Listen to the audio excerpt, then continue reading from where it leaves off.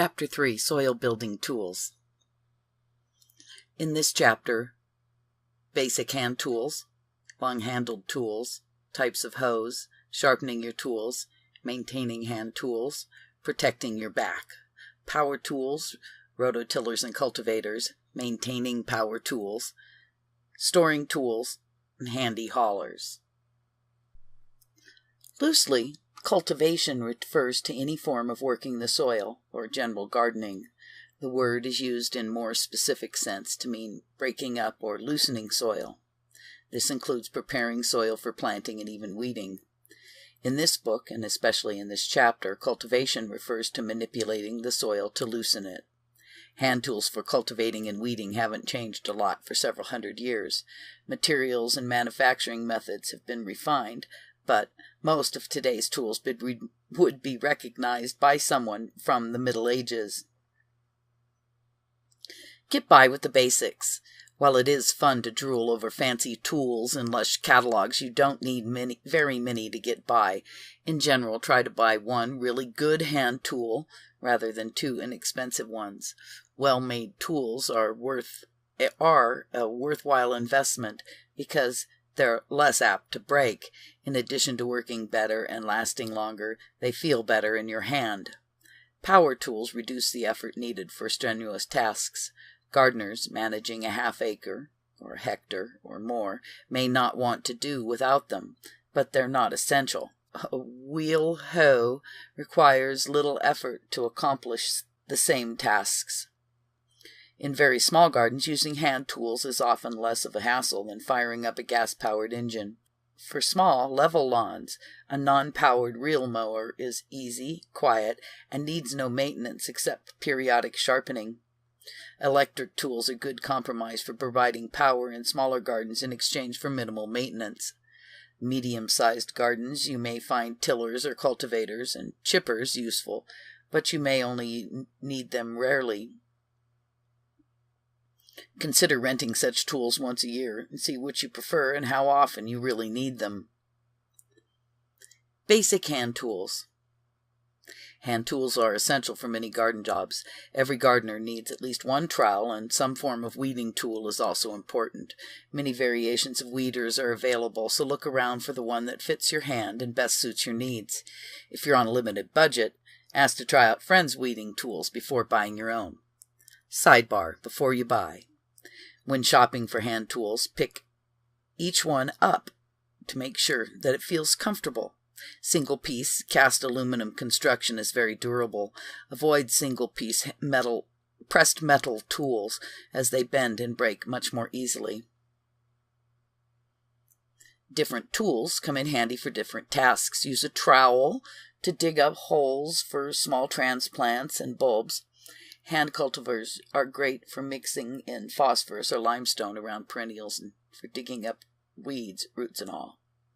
To remove a large patch of chickweed, though, a sharp hand hoe is much faster. You can slice off chickweed just below the surface with only a couple swipes. Wide hand hoes cover large areas quickly. Small or narrow blades let you get between closely spaced plants. One hand tool that comes closest to being all-purpose is the Asian hand cultivator. It can dig small holes, scratch soil, and remove weeds. Wooden-handled tools are very durable if well made. Their blade should be forged steel rather than pressed metal.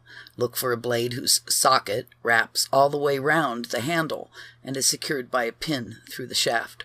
Or look for strips of metal that are bolted to the handle. Avoid tools whose blades are simply pressed into the handle. Trowels, available in various widths and lengths with shallow to deep scoops. Some have inches marked on the blades. They're used for general small-scale digging, transplanting, and planting bulbs. Hand cultivator, used with a pulling motion. Springtime models are less apt to break on rocks. Good for weeding around plants, loosening soil, scratching in fertilizer. Hand forks, used when a digging motion. It's awkward to use with a pulling motion. It's good for transplanting, weeding, and loosening crusted soil and mixing in fertilizer.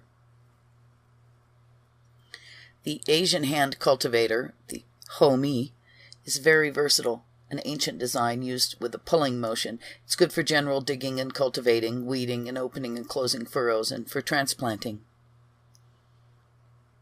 The dandelion weeder is asparagus knife, good for digging out weeds with deep taproots or any weeds in narrow spots. It's also used to harvest asparagus by cutting spears just below soil level.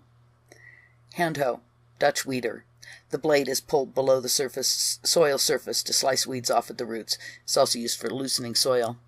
The Cape Cod weeder is used for loosening soil and weeding. The blade is pulled below the surface to slice weeds off at the roots. Pointed end digs out tough, deep-rooted weeds. The narrow blade also allows for weeding in tight spots. Hoses. Most people don't think of hoses when they think of tools, but they're essential for soil building as well as for watering plants. Invest in a quality hose. Cheap hoses have to be replaced or repaired too often.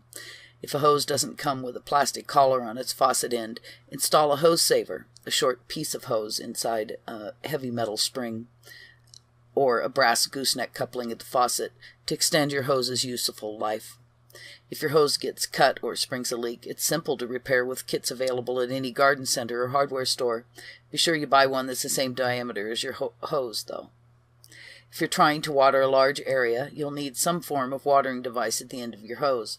These range from simple soaker hoses, nozzles, and sprinklers to elaborate drip irrigation systems. Although more expensive, drip systems can pay for themselves where water use is restricted or water rates are high.